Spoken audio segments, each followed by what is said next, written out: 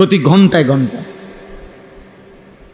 আল্লাহ নবী সাল্লাল্লাহু আলাইহি ওয়াসাল্লাম বলছেন, একটা সময় এমন আসবে যখন একজন মানুষ কবরস্থানের সামনে দাঁড়িয়ে আফসুস করবে আর বলবে যে হায় আফসুস, ইয়া লাইতানি মাকানাহু, হায় আফসুস, আমি যদি ওই লোকটা যদি কবরে না থাকে, আমি যদি কবরে থাকতাম,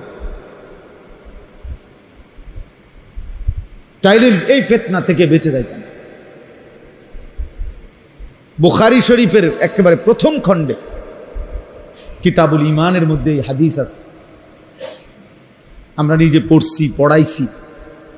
আল্লাহ নবী সাল্লাল্লাহু আলাইহি ওয়াসাল্লাম বলছেন, অচিরেই তোমাদের উপরে এমন ফিতনা আসবে, দ্বীনের উপরে চলা এত কঠিন হবে যে শেষ পর্যন্ত একজন ব্যক্তি তার দ্বীন বাঁচানোর জন্য একটা ছাগল, যে শুধু দুধ দেয়, দুধওয়ালা একটা ছাগল বকরি নিয়ে কোনো জঙ্গলের উপরে একাকী চলে যাবে, শুধু দুধ দহন করে খাবে জীবন বাঁচানোর জন্য, আর জঙ্গলের উপরে চলে গিয়ে নিজের ঈমান বাঁচানোর জন্য ইয়াফিররু বিদীনিহি মিনাল ফিতান, বুখারীর হাদিস, চলে যাবে।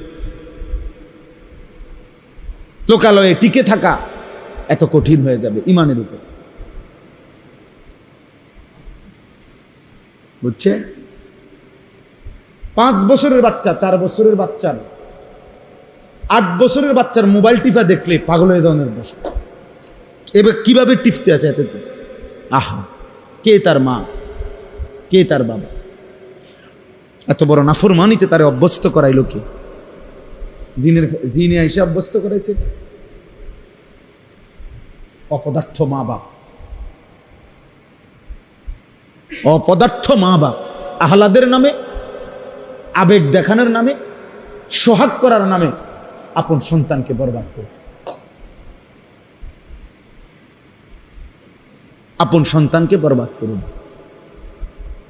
16 বছরের তাগড়া ছেলে প্রতিদিন আপন ঘরেই ঘুমায়, খোদার 365 দিনে কোনো দিন ফজরের নামাজ পড়েন। আর এই অপদার্থ মা বাপ নামের এই অথর্ব দুইটা ওদের চোখের সামনে এই নাফরমান প্রতিদিন 8টা 9টা